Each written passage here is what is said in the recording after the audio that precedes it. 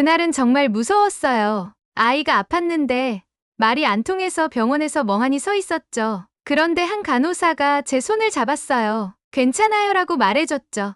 아무도 저를 몰랐는데도요. 전쟁의 상처를 안고 이 땅에 발을 디딘 누군가의 삶을 어떻게 변화시켰는지 오늘도 우리는 묻습니다. 진심 하나로 다시 살아갈 수 있을까요? 그 대답을 실시간 감동에서 전해드립니다. 구독과 좋아요는 영상 제작에 큰 힘이 됩니다. 그럼 오늘의 사연 시작합니다. 저는 러시아에서 활동 중인 국제부 기자 미아 티콘입니다. 한국에 대한 첫 인상은 오로지 뉴스에서나 보던 첨단 기술의 나라, 한류의 본고장이라는 막연한 이미지뿐이었습니다. 그런데 어느 날 저희 상사로부터 특별한 지시를 받게 되면서 제 인생의 흐름은 완전히 달라졌어요. 전쟁 속 러시아 여성들이 한국으로 향하는 이유를 직접 취재하라는 것이었습니다. 한국에 가서 이 이야기의 진실을 찾아와요. 미아 티콘, 당신이 해야 할 일이에요. 그 말이 머릿속을 계속 맴돌았어요. 이 이야기가 과연 어떤 의미를 가질까?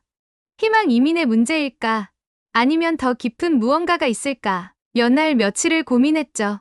그런데 마침내 노보그라드의 작은 카페에서 여러 여성들과 직접 대화를 나누며 저는 조금씩 해답을 찾기 시작했습니다. 그들 하나하나의 이야기는 마치 부서진 유리 조각 같았어요. 고통과 상처가 그대로 묻어 있었지만 빛을 받으면 반짝이며 아름다운 의미를 만들어내는 그 눈빛 속에 담긴 단단한 의지와 생의 끝에서도 새롭게 피어나는 용기를 보며 저는 관찰자가 아닌 이야기 속 한 사람으로 끌려 들어가고 말았습니다. 카페에서 만난 여성 중 한 명, 카테리나는 서울의 밤하늘을 배경으로 찍힌 사진을 보여주며 이렇게 말했어요. 정말 이상하죠?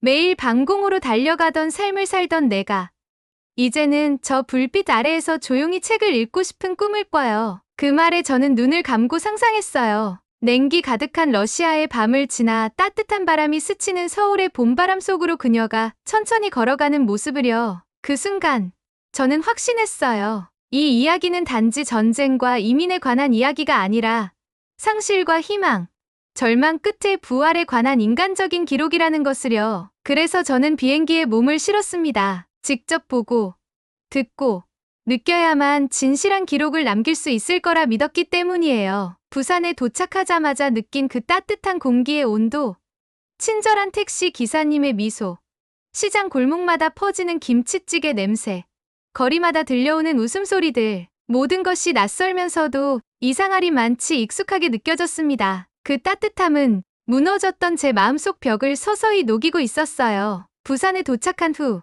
제 일상은 빠르게 한국의 리듬에 스며들기 시작했어요. 처음에는 그저 임무 수행의 일환으로 이 땅을 밟았지만 시간이 흐를수록 저는 점점 더 많은 이야기를 느끼게 되었죠. 하루는 호텔 근처 골목길을 따라 걷다가 작은 동네 서점을 발견했습니다. 호기심에 들어선 그곳에서 희망은 어디에서 오는가라는 제목의 책이 제 눈을 사로잡았어요. 책장을 넘기며 느꼈습니다. 바로 이런 작은 순간들이 한국에서 새 삶을 시작한 이들의 이야기와 겹쳐진다는 걸요. 책을 덮고 나왔을 때 어딘가에서 어린아이의 웃음소리가 들렸어요. 골목 어귀에서 한 꼬마가 어르신의 손을 잡고 우리 같이 갈까요? 라며 밝게 웃고 있었죠. 저는 그 장면을 한참 바라보다가 문득 깨달았어요. 이곳은 서로를 붙잡고 함께 걸어가는 공동체라는 것을요.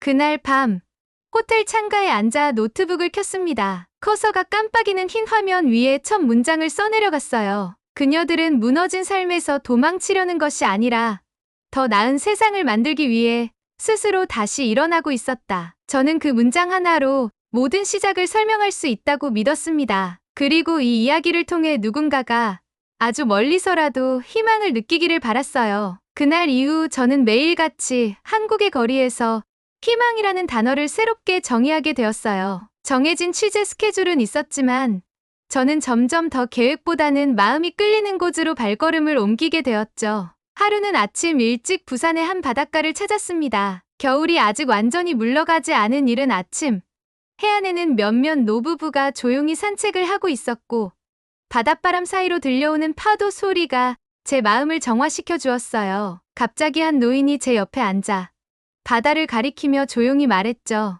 이 바다도 예전엔 아팠지. 태풍도 맞고 쓰레기도 떠내려오고 그런데 결국은 스스로 맑아졌어. 사람도 그래. 그 말은 저에게 철학 이상의 울림이었습니다. 저뿐 아니라 이곳에 오려는 여성들, 한국에서 새로운 삶을 시작한 수많은 외국인들 모두가 아마 이 바다처럼 스스로를 다시 정화하고 있었는지도 모르겠다는 생각이 들었어요. 그날 저녁, 호텔로 돌아와 짧은 영상 통화를 했습니다. 노보그라드에서 만난 카테리나, 엘레나, 그리고 나탈리아 전쟁이 남긴 공허 속에서도 다시 살아보려는 여성들. 그들의 얼굴은 여전히 피곤했지만 눈빛은 분명 달라져 있었습니다. 이곳에 도착한 첫날, 밤늦게 혼자 시장을 걷는데 낯선 노점 상인이 저를 보며 김밥 한 줄을 건네주셨어요. 이유도 묻지 않았어요. 그저 춥죠? 라는 말과 함께요. 엘레나는 그 장면을 회상하며 살짝 눈시울을 붉혔습니다. 그리고 그 말에 저는 확신하게 되었어요. 한국이라는 나라는 누군가에게는 인생의 방향을 바꾸는 분기점이라는 걸요. 이제 본격적으로 한국에서의 이들의 삶을 따라가 보겠습니다. 그들이 이곳에서 어떻게 새로운 뿌리를 내리고 어떤 과정을 통해 희망을 되찾아갔는지 그 여정이 여러분께도 작은 용기가 되기를 바랍니다. 그날 밤 엘레나의 말이 계속 머릿속을 맴돌았어요. 그저 춥죠? 라는 말 한마디가 전쟁에서 얼어붙은 내 마음을 처음으로 녹였어요. 그 짧은 문장에서 저는 이 모든 이야기의 시작을 보았습니다. 누군가의 따뜻한 말, 아무 대가 없이 건넨 김밥 한 줄, 그리고 얼어붙은 마음에 찾아온 아주 작은 틈새. 그 틈에서 피어난 게 바로 희망이었습니다. 그게 한국이 가진 힘이었어요. 법이나 제도보다 먼저 다가오는 사람의 따뜻함. 이 땅에 뿌리내린 수많은 이방인들의 마음을 사로잡은 것도 결국은 그 작고 조용한 온기였던 거예요. 화려한 도시의 불빛, 최첨단의 기술,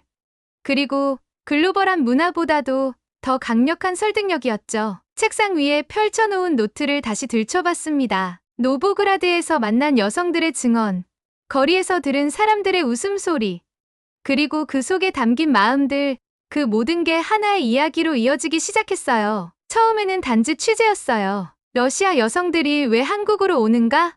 라는 질문에 대한 답을 찾기 위한 여정이었죠. 그런데 이제는 달라졌어요. 이제 제가 전하고 싶은 것은 질문의 답이 아니라 그 안에 담긴 인간적인 이야기예요. 그들이 한국에서 만난 사람들, 그 따뜻한 인사 하나하나, 그리고 조용히 내미는 손길들, 그 모든 것을 통해 저는 알게 되었습니다. 부산에 머문 지 며칠이 지났을 무렵, 본격적인 취재를 위해 저는 서울로 향했습니다. 고속열차 KTX에 몸을 실으며 창밖으로 스치는 풍경을 바라보던 순간이 아직도 기억나요. 가로수마다 바람에 흔들리는 나무십, 정돈된 논밭, 그리고 차창에 비치는 제 모습이 교차되며 묘한 감정을 불러일으켰습니다. 마치 제 자신이 어느 새로운 삶의 궤도에 진입하는 느낌이었죠. 서울역에 도착하자 저는 서울의 진짜 모습을 마주하게 되었습니다. 거리는 분주했고 사람들의 발걸음은 빠르면서도 정돈되어 있었습니다. 거리 곳곳에서는 스마트폰으로 무언가를 확인하며 바쁘게 움직이는 사람들이 보였고 저는 그 틈에 잠시 길을 잃은 듯 멍하니 서 있었습니다. 이날 첫 인터뷰가 잡혀 있던 곳은 강서구의 한 외국인 지원센터였습니다. 건물 입구에 들어서자 여러 국적의 사람들이 모여 있었고 그들 역시 각자의 이유로 이곳을 찾은 듯했습니다. 안내 데스크에 앉아있던 분은 차분한 목소리로 제 이름을 확인해 주었고 저는 조심스레 안으로 들어섰죠. 제 첫 인터뷰 대상은 마리나, 러시아 서부 출신의 여성으로 새 아이의 엄마였습니다. 그녀는 무척 조용한 말투로 이야기를 시작했지만 말 한마디마다 묵직한 감정이 실려 있었습니다. 한국에 도착했을 땐 아무것도 몰랐어요. 언어도, 거리도, 사람도 전부 낯설었죠. 그런데 여기선 매일 아침 창문 너머로 아이들이 웃는 소리가 들려요. 그게 살아있다고 느끼게 해줘요. 그 말을 듣는 순간 저는 숨을 잠시 멈췄습니다. 평범한 일상아이의 웃음소리 그것조차 그녀에겐 꿈같은 현실이었으니까요. 하지만 그녀의 한국 생활이 항상 순탄했던 것은 아니었습니다. 어느 날 아이가 갑자기 열이 났고 병원을 찾아갔을 때 언어 장벽 때문에 설명을 제대로 하지 못해 진료를 받는데 어려움을 겪은 적이 있었답니다. 그날은 정말 무서웠어요. 다시 러시아로 돌아가야 하나 싶었어요. 그렇게 말하는 그녀의 눈에는 아직도 그날의 불안이 고스란히 남아 있었어요. 하지만 바로 그날 누군가가 그녀를 도왔습니다. 병원에서 일하던 간호사가 러시아어를 조금 할 줄 알았고 단어 하나하나를 꺼내가며 그녀와 아이의 상태를 파악해 주었죠. 마리나는 그날 처음으로 한국에서 살아갈 수 있겠다는 확신을 얻었다고 말했습니다. 그녀의 이야기를 들으며 저는 깨달았어요. 한국이라는 나라는 시스템 그 자체보다도 그 시스템을 채우고 있는 사람들의 태도와 마음이 진짜 힘이 된다는 것을요. 이날 저녁, 저는 숙소로 돌아오는 길에 혼란스러움과 함께 묘한 안도감을 느꼈습니다. 여기서의 삶은 예측 불가능했지만 동시에 누군가의 작은 배려 하나가 그 모든 불확실성을 버틸 수 있는 힘이 된다는 것을 체감하게 되었어요. 그날 밤, 저는 작은 숙소 창문을 열어두었습니다. 서울의 공기는 생각보다 조용했고 멀리서 들리는 차 소리와 가로등 아래서 웃고 있는 연인들의 모습이 묘한 안정감을 주었어요. 낯선 도시에 잠시 머무는 이방인이라는 자각은 있었지만 이상하게도 저는 그 거리 속에서 이질감보다는 따뜻함을 느꼈습니다. 이 이튿날 아침, 저는 또 다른 인터뷰를 위해 성북구의 한 재래시장을 찾았습니다. 이번에는 마리나와 비슷한 시기에 한국에 입국한 다른 여성, 옐레나를 만나기 위함이었어요. 그녀는 러시아 극동지방 출신으로 과거에는 초등학교 교사로 일했지만 전쟁 이후 모든 것을 잃고 두 아이와 함께 한국으로 피신한 여성이었죠. 여기선 아이들이 밤에 겁 없이 잘 수 있어요. 그녀는 시장에서 팔을 손질하며 조용히 말했습니다. 러시아에 있을 땐 매일 밤마다 창밖에 폭발음이 들렸거든요. 아이들도 저도 눈을 제대로 감은 적이 없었어요. 그녀는 새벽마다 시장에 나와 야채 가판대를 지키며 하루를 시작한다고 했습니다. 새벽 공기는 춥고 손끝은 얼어붙지만 시장 사람들의 다정한 말 한마디가 그녀를 버티게 만든다며 말끝을 흐렸습니다. 처음엔 언어도 통하지 않고 물건 가격조차 이해하지 못해 매일 실수를 반복했지만 시장 상인들은 묵묵히 기다려주었다고 했어요. 어느 날 제가 양배추 대신 배추를 잘못 들고 왔을 때였어요. 사장님이 아무 말 없이 웃으면서 배추로 바꿔주시더라고요. 그냥 괜찮아요 그 말 하나로 얼마나 마음이 풀렸는지 몰라요. 그녀의 말에 저는 무언가가 가슴 깊숙이 차오르는 걸 느꼈어요. 그것은 단지 이방인의 고마움이 아니라 누군가가 나를 있는 그대로 받아들여줬다는 감동이었죠. 그녀가 말한 그 상인의 괜찮아요라는 말 속에는 언어 이상의 의미가 담겨 있었던 거예요. 그것은 용서와 이해, 그리고 당신은 혼자가 아니야라는 따뜻한 메시지였어요. 그날 저는 저녁이 되도록 시장 근처에 머물렀습니다. 커피를 사들고 옐레나의 가판대 옆 벤치에 앉아 사람들의 표정을 유심히 관찰했죠. 분주한 발걸음 속에서도 사람들은 서로를 기다려주고 실수에 관대했으며 낯선 이에게도 미소를 건넸습니다. 이런 사회 속에서라면 진짜 다시 시작할 수 있을지도 몰라. 그 생각은 관찰자의 판단이 아니었어요. 마치 제 자신이 그 일부가 되어가는 듯한 묘한 감정이었죠. 그리고 저는 확신하게 되었어요. 이 이야기에는 러시아에서 온 여성들이 한국에 정착했다는 보고 이상의 것이 있다고요. 그것은 공존이라는 이 시대가 가장 갈망하는 진심의 기록이었습니다. 숙소로 돌아오는 길, 저는 종이컵에 담긴 따뜻한 커피를 쥐고 있었습니다. 그 온기가 손끝을 타고 마음속까지 전해지는 것 같았죠. 길거리 노점상들이 하나둘씩 장사를 마무리하고 있었고 간간히 골목 사이로 웃음소리가 퍼졌습니다. 이상했습니다. 말도 통하지 않고 모든 게 낯선 땅에서 저는 왜 이렇게 마음이 편안한 걸까요? 숙소에 도착해 노트를 펴자 저도 모르게 이런 문장을 써내려갔습니다. 이곳은 타인의 실수를 조용히 기다려주는 나라다. 그 한 줄이었습니다. 서울의 화려함이나 경제력, 기술력 같은 건 그다지 중요하지 않았어요. 진짜 감동은 그런 것이 아니었죠. 거리에서, 시장에서, 병원에서 제가 목격한 한국은 누군가의 실수를 기다려주고 낯선 이의 눈빛에서 슬픔을 읽어내는 사람들로 가득한 땅이었습니다. 그 순간 저는 제 자신에게도 질문을 던졌습니다. 당신은 지금까지 얼마나 많은 사람의 실수를 기다려준 적이 있었나? 스스로 부끄러워질 만큼 저는 빠르게 판단했고 단정 지어왔던 사람이었죠. 하지만 한국에서의 며칠 동안 저는 사람들의 태도에서 배웠습니다. 느긋하게 기다리는 법, 조용히 위로하는 법, 그리고 묻지 않아도 곁에 있어주는 방식의 친절. 이 모든 것을 다시 기록으로 남겨야겠다고 결심했어요. 그리고 한국이 러시아 여성들에게 도피처가 아닌 진짜 새로운 삶의 무대가 되는 이유가 바로 여기에 있었습니다. 미아티콘 기자로서의 여정은 이제 그들의 진짜 삶 속으로 깊숙이 들어가는 방향으로 움직이기 시작했습니다. 그날 밤, 저는 평소보다 더 오래 창밖을 바라보았습니다. 서울의 도시는 여전히 분주했지만 그 속을 채우고 있는 사람들의 따뜻함은 차분하고도 깊은 울림을 주었어요. 그건 마치 찬바람이 불어오는 계절에도 마음을 덮어주는 담요처럼 조용하지만 확실한 온기였죠. 잠들기 전 다시 노트를 펼쳐 들었습니다. 페이지 가득 적혀있는 이야기들을 한 줄 한 줄 다시 읽어 내려가며 저는 눈을 감고 속삭이듯 기록을 더했어요. 이 나라는 당신이 망가졌다고 말하지 않는다. 대신 천천히 다시 걸을 수 있게 손을 내밀어준다. 제 안에 생긴 이 작고 확실한 변화는 취재라는 이름으로 시작된 여정이 더 이상 기록에 머물지 않을 거라는 확신을 줬습니다. 저는 이제 이야기를 쓴다기보다 그들의 삶을 함께 느끼고 있는 중이었어요. 그들은 피난처를 찾은 것이 아니라 새로운 희망의 기준을 선택한 것이었죠. 이 변화는 단지 전쟁을 피한 여성들만의 이야기가 아니었습니다. 그것은 인간의 본능적인 열망, 안정,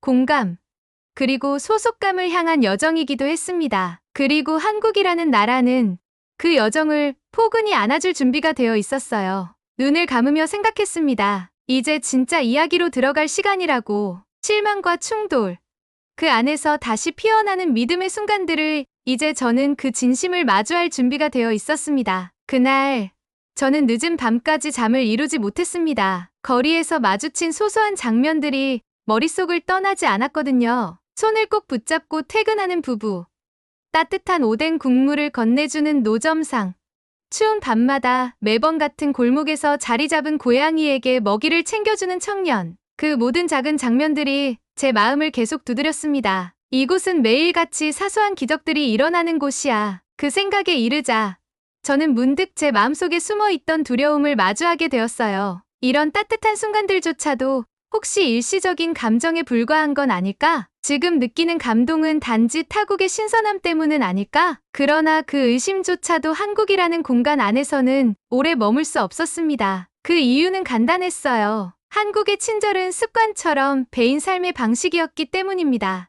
의도된 연출이 아닌 삶 속에 자연스럽게 스며있는 그 진심이었기에 그 어떤 이질감보다 더 강력한 설득력을 지니고 있었죠. 그래서 저는 결심하게 되었어요. 이제 더 깊이, 더 가까이 다가가 보기로요. 이 나라가 단지 친절한 나라로만 그려지는 것이 아니라 그 속에서 마주하게 될 현실의 갈등과 오해, 충돌까지도 기록해보자고요. 왜냐하면 진짜 이야기는 그렇게 불완전한 퍼즐 조각들이 모여 완성되는 법이니까요. 다음은 제가 한국에서 마주친 첫 번째 큰 오해와 충돌의 순간입니다. 그 순간은 저에게 엄청난 혼란을 안겨주었고 동시에 이 여정의 진짜 의미를 되짚게 만든 두 번째 위기의 시작이기도 했습니다. 그리고 마침내 그날이 왔습니다. 그토록 따뜻하고 평화롭기만 했던 한국 생활 속에서 저는 처음으로 낯설미 벽처럼 다가오는 순간을 마주하게 됩니다. 지금까지 들은 이야기들이 모두 마치 영화처럼 포근하게만 느껴졌기에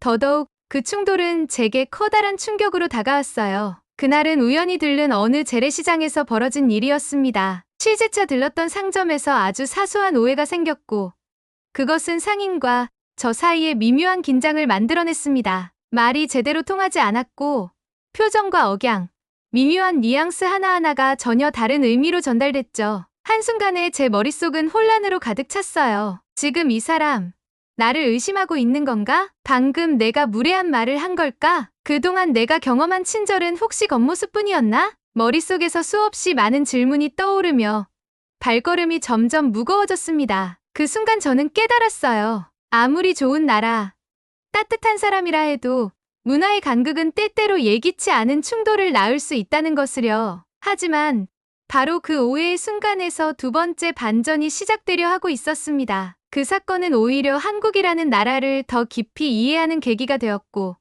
제가 이 이야기의 안쪽으로 완전히 들어가는 터닝포인트가 되었죠. 사건은 아주 사소한 순간에서 시작됐습니다. 서울 어느 오래된 동네 골목에서 촬영을 위해 사진을 몇 장 찍던 중이었어요. 한 할머니가 장을 보던 길에 제 앞을 지나가셨고 저는 무심코 카메라를 들이댔습니다. 그녀는 순간 눈살을 찌푸렸고 작게 한마디를 내뱉었죠. 한국말이라 정확히는 알아듣지 못했지만 말투와 표정에서 느껴지는 감정은 분명했습니다. 그건 불쾌함이었어요. 순간 뺨을 맞은 듯한 감정이 몰려왔습니다. 그간 이 나라에서 받았던 모든 따뜻함들이 마치 거품처럼 터지는 기분이었죠. 나는 단지 아름다운 장면을 담고 싶었을 뿐인데 왜 그분은 나를 그렇게 본 걸까? 내가 이방인이기 때문에 그래서였을까? 얼마 지나지 않아 주변을 지나던 다른 주민이 다가와 저를 말없이 쳐다봤고 제 마음은 걷잡을 수 없이 흔들리기 시작했습니다. 그 순간 제가 그렇게도 사랑하고 감동했던 한국의 모습이 한순간에 낯설고 차갑게 느껴졌습니다. 저는 허둥지둥 장비를 챙기고 조용히 골목을 빠져나왔습니다. 심장은 두근거렸고 머릿속은 복잡했습니다. 혹시 내가 너무 이상적인 시선으로만 이 나라를 바라본 건 아닐까? 호텔로 돌아와 방 안에 혼자 앉아있던 그 밤, 지금껏 적어온 노트들을 펼쳐놓고 바라봤어요. 한 줄 한 줄이 감동과 따뜻함으로 가득했지만 그 속에 충돌은 없었죠. 마치 이 이야기를 이상적인 동화로만 만들고 있었던 게 아닐까 싶었어요. 그러나 동시에 제 안에 또 다른 질문이 피어올랐습니다. 이 불편함을 외면하지 않고 마주할 수 있다면 그게 진짜 이해이고 기록 아닐까? 그날 이후 저는 결심했어요. 한국이 좋은 나라로만 그려지는 것이 아니라 복잡하고 입체적인 사람들의 나라로 다가오도록 있는 그대로의 이야기. 때로는 아름답고 때로는 불편한 장면까지 담아내기로요. 바로 다음 이야기는 그 오해를 풀어가는 과정, 그리고 예상치 못한 감동으로 되돌아오는 한국이라는 나라의 두 번째 얼굴입니다. 오해는 흔히 우리가 가장 자신 있다고 생각하는 순간 찾아온다. 그날 아침, 저는 평소보다 더 단정하게 옷을 갖춰 입고 서울 서촌의 한 전통 한식당을 찾았습니다. 그곳은 러시아 여성들이 한국 생활 중 가장 어려워하는 식문화 적응을 주제로 한 인터뷰를 진행하기 위해 섭외한 장소였어요. 전통적인 분위기에 한옥을 개조한 식당이었고 따뜻한 조명과 목재의 질감이 어우러져 분위기는 근사했죠. 처음엔 모든 것이 순조로웠습니다. 식당 주인은 친절했고 인터뷰에 응한 안나도 긴장을 풀고 조용히 웃음을 지으며 대화를 시작했어요. 그녀는 매일 아침 아이들과 김치국을 끓여 먹는다고 말하며 한국 음식이 그녀의 속을 천천히 달래주고 있다고 이야기했습니다. 하지만 인터뷰가 끝나갈 무렵 예상치 못한 상황이 벌어졌습니다. 식사가 끝나고 계산을 하려던 저는 카운터에 있는 직원에게 무심코 팁을 건넸습니다. 러시아에선 정중함의 표현이고 미국이나 유럽에선 당연한 문화. 하지만 그 순간 식당 주인의 얼굴이 얼어붙었습니다. 여긴 그런 거 안 받아요. 목소리는 낮았지만 단호했고 미묘한 긴장이 흘렀습니다. 그 말 뒤에 이어진 정적은 마치 시간조차 멈춘 것 같았죠. 안나조차 멍한 눈으로 저를 바라봤고 저는 입을 떼지도 못한 채 얼어붙은 팁 봉투를 조용히 가방에 다시 넣었어요. 그날 저녁 숙소에서 저는 깊은 자책에 빠졌습니다. 그 짧은 순간이 어쩌면 이 인터뷰 전체를 망쳐버린 건 아닐까. 한국에 대한 존중이라 믿었던 행동이 실제로는 무례였다는 사실은 제게 큰 충격이었습니다. 내가 이 사회를 얼마나 얕게 이해하고 있었는지 드러난 순간이었어. 정말 진심으로 겉만 보고 감탄했던 건 아닐까? 하지만 그 다음 날 생각지 못한 일이 일어났습니다. 그 식당 주인으로부터 한 통의 문자가 도착했어요. 어제는 조금 놀랐습니다. 하지만 기자님의 마음은 알 것 같아요. 다음에 다시 오시면 된장찌개 제가 직접 끓여드릴게요. 따뜻하게요. 그 문장을 읽는 순간 눈물이 핑 돌았어요. 바로 그때 깨달았죠. 한국인의 진짜 친절은 처음에 웃음이 아니라 오해를 넘은 후에 온기라는 것을요. 저는 다음 주 다시 그 식당을 방문하기로 했습니다. 이번엔 취재가 아닌 한 사람으로서의 인사를 전하기 위해서였죠. 그 작은 충돌을 통해 저는 한국이라는 나라의 단단함을 조금씩 이해하기 시작했습니다. 이곳은 부드럽기만 한 사회가 아니었습니다. 오히려 불편함과 마주하고 그 너머에서 다시 관계를 회복해내는 용기가 자리 잡고 있는 곳이었죠. 이제 제가 해야 할 일은 더 이상 이해하려 애쓰는 외국인이 아닌 진심으로 같이 걷는 동반자가 되는 일이었습니다. 며칠 뒤 저는 한 가지 큰 결심을 했습니다. 한국에서 살아가는 이방인으로서 감상자가 아니라 직접 이 사회의 한 부분이 되어보자. 그 생각은 제가 한국을 이해하는 방식의 작은 혁명을 불러왔습니다. 그래서 저는 현지 친구가 추천해준 곳으로 향했어요. 바로 서울 중랑구에 있는 지역 보건소 치과였습니다. 그곳은 외국인도 진료를 받을 수 있는 공공의료시설로 알려져 있었고, 안나가 한국 치과는 정말 믿을 수 없다고 감탄하던 게 계속 마음에 남아 있었거든요. 사실 저는 몇 년 전 러시아에서 임플란트 치료를 받은 적이 있었는데, 최근 들어 잇몸에서 약간의 통증이 느껴졌습니다. 큰 문제는 아니었지만 한국의 의료 시스템이 얼마나 믿음직한지를 직접 경험해보고 싶었습니다. 예약은 생각보다 훨씬 간단했고 진료 당일 도착하자마자 느껴지는 체계적인 시스템에 감탄할 수밖에 없었어요. 직원들은 조용히 필요한 정보를 안내해줬고 제 서툰 한국어에도 웃으며 응대해 주었습니다. 진료실 문이 열리자 흰 가운을 입은 젊은 의사가 환한 미소로 저를 맞이했어요. 미아티콘 씨 맞으시죠? 통증 느껴지는 부위 자세히 말씀해주세요. 그 짧은 순간 저는 마치 내가 오랫동안 다녀온 단골 병원에 온 듯한 안정감을 느꼈습니다. 검진 결과는 간단했어요. 임플란트 주위에 잇몸이 살짝 부어 있었지만 약간의 치료만으로 회복 가능하다는 진단이 나왔습니다. 그런데 의사가 마지막에 이렇게 말했어요. 치료비는 보험 적용돼서 거의 무료입니다. 약값만 조금 부담하시면 됩니다. 그 말을 듣는 순간 저는 속으로 탄성이 터져 나왔습니다. 러시아에서는 상상도 할 수 없었던 일이었거든요. 고가의 치과 치료, 몇 주씩 걸리는 예약 대기, 보험 적용은커녕 영수증을 보기조차 무서운 진료비. 정말요? 이 정도면 그냥 국가가 저를 보호해주는 느낌이에요. 저도 모르게 그렇게 말하고 말았죠. 의사는 웃으며 말했습니다. 그럼요. 여기선 모두가 그래요. 국민이든 외국인이든 다 같이 지켜야 하니까요. 치료를 마치고 나와 보건소 문을 나서는 순간 저는 가슴 한켠이 벅차오르는 걸 느꼈어요. 이곳은 단지 효율적인 시스템이 아니었습니다. 이곳은 사람을 믿고 사람을 위한 시스템을 실천하고 있는 나라였습니다. 그날 저녁 숙소로 돌아온 저는 노트를 펼쳐 한 줄을 적었습니다. 한국의 의료는 단지 건강을 치료하는 것이 아니라 사람의 마음까지 회복시켜준다. 이 경험은 제가 한국에 온 이유를 다시 되새기게 해주었습니다. 이 나라는 새로운 생의 문을 여는 키를 쥐고 있는 곳이라는 걸요.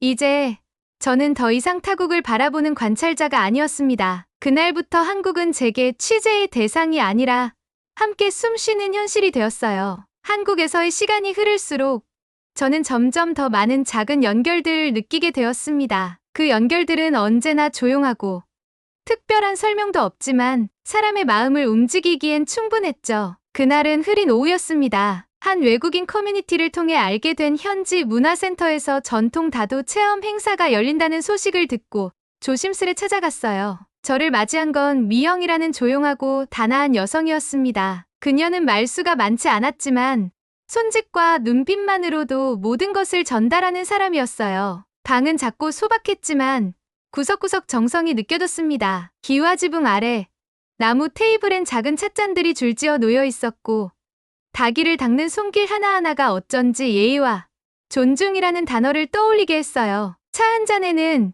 말로 전하지 못한 마음이 담깁니다. 미영의 그 한마디가 제 마음을 깊게 울렸습니다. 그날 저는 난생 처음으로 천천히 숨쉬는 법을 배웠어요. 모든 게 빠르고 즉각적이던 제 일상 속에서 한국의 이 전통은 마음을 내려놓는 법, 서로를 기다리는 법을 말없이 가르쳐주고 있었습니다. 다도 체험이 끝난 후 미영은 조용히 제게 작은 쪽지를 건넸습니다. 가끔 외롭다면 우리 동네 주민 모임에도 와보세요. 말이 필요 없는 따뜻한 사람들이 있어요. 저는 그 순간 한국이라는 나라가 나에게 문을 연 게 아니라 사람들이 하나하나 손을 내밀어 나를 이끌어주고 있었다는 걸 깨달았어요. 며칠 후 저는 용기를 내서 그녀가 소개해준 작은 주민 커뮤니티 모임에 참여했습니다. 장소는 마을회관처럼 생긴 조그만 공간이었고 연령도 다양했어요. 중학생부터 할머니까지 모두가 한 공간에서 다과를 나누고 이야기를 나누고 있었죠. 처음엔 제 존재가 튈까 걱정했지만 그런 염려는 금세 사라졌어요. 누구도 저를 외국인이라 보지 않았고 서툰 말투조차 자연스럽게 받아들여졌죠. 이곳은 완벽하지 않아도 되는 곳이에요. 할머니 한 분이 제게 따뜻한 웃음과 함께 말했습니다. 그날 저녁 저는 그 모임에서 함께 김밥을 말고 아이들과 윷놀이를 하며 진심으로 웃었습니다. 그 웃음 속엔 이제는 나도 이 공동체의 일부가 되었다는 실감이 묻어 있었습니다. 돌아오는 길 찬 바람 속에서도 마음은 따뜻했고 고개를 들어 밤하늘을 올려다보며 속으로 중얼거렸어요. 한국은 사람으로부터 시작되는 나라구나. 시간이 꽤 흘렀습니다. 한국에 온 지 3개월. 처음엔 모든 게 낯설었고 조심스러웠고 때로는 벽처럼 느껴졌던 거리의 표정들이 이젠 익숙하고 따뜻하게 다가옵니다. 이따금씩 저는 카페에 앉아 제가 적어온 노트를 다시 들춰봅니다. 그 안에는 수많은 만남이 기록되어 있죠. 전쟁을 피해 한국에 왔던 여성들의 울먹임, 식당에서의 작은 오해, 보건소에서의 따뜻한 진료, 골목길의 미소, 주민 모임의 다정한 인사들, 그 모든 조각들이 지금 제 눈앞에서 하나로 이어지고 있었습니다. 어느 화창한 오후, 문화센터에서 열리는 작은 행사에 참여하게 됐습니다. 이번엔 제가 직접 한국에서의 경험을 이야기하는 발표자로 초대받은 자리였어요. 마이크 앞에 섰을 때 저는 그동안 제 안에서만 반복되던 질문들을 떠올렸습니다. 나는 왜 이 땅에 와야만 했을까? 그리고 왜 이토록 쉽게 마음을 열게 되었을까? 그리고 천천히 입을 열었습니다. 한국은 제게 다시 살아볼 수 있겠다는 마음을 줬습니다. 말이 통하지 않아도, 정답을 몰라도 여기선 실수조차도 배려받는 경험이었어요. 청중 속에서 고개를 끄덕이는 이들이 보였고 어떤 이는 눈물을 닦고 있었습니다. 그 모습에 저도 목이 메어 말을 멈춘 채 잠시 숨을 고를 수밖에 없었죠. 러시아에서 저는 기자였고 냉철한 사실을 기록하는 사람이었습니다. 하지만 한국에서는 제가 처음으로 사람을, 그 마음을 기록하고 싶어졌습니다. 박수가 터졌고 저는 조용히 무대에서 내려왔습니다. 그 순간 누군가 제 손을 잡았습니다. 안나였습니다. 그녀는 조용히 말했어요. 미아, 이제 당신도 우리처럼 한국 사람인 것 같아요. 그 말에 저는 처음으로 눈물이 흘러도 부끄럽지 않은 순간을 경험했습니다. 한국이라는 나라는 제게 물었습니다. 당신은 누군가의 상실 속에서 희망을 함께 나눌 준비가 되어 있습니까? 그리고 저는 대답합니다. 예, 이제는 저도 그 희망의 일부입니다. 이 이야기를 처음 시작했을 때 저는 그저 러시아의 전쟁 속에서 희망을 찾아 떠나는 여성들을 따라온 기록자였습니다. 그러나 지금 이 노트북 앞에 앉은 저는 조금 다릅니다. 그들과 같이 숨쉬고 같은 하늘을 바라본 사람이 되었거든요. 카테리나, 안나, 엘레나, 그리고 미영, 그들이 제게 보여준 한국은 잘 정돈된 도시도 시스템도 아니었습니다. 그것은 작은 배려의 연속이 만든 거대한 공동체였어요. 실수해도 괜찮아요. 천천히 배우면 돼요. 당신도 우리와 같아요. 이 짧은 말들이 제게는 수천 장의 기사보다 더 깊은 울림을 주었습니다. 저는 이 이야기를 더 많은 사람들과 나누기로 했습니다. 러시아에서도, 한국에서도, 그리고 다른 나라에서도, 지금 이 순간에도 새로운 시작을 망설이고 있을 누군가에게 이 이야기가 작은 불빛이 되기를 바라면서요. 그들의 이야기 안에 담긴 용기,